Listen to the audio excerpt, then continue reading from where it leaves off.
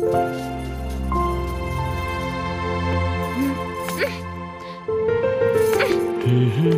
पहलवान, यहाँ आवा।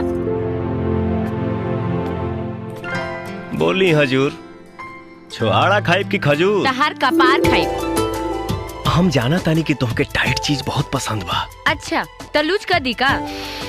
अभी हमार मूड नहीं खे। ए ढेर चुनरा मत, हमके कोरा उठावा।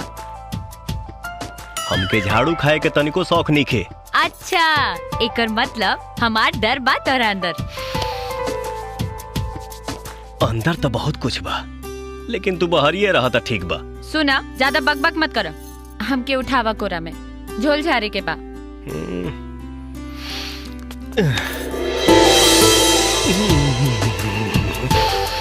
अरे यार, बिना जाड़ा के कापत काहे बड़ा?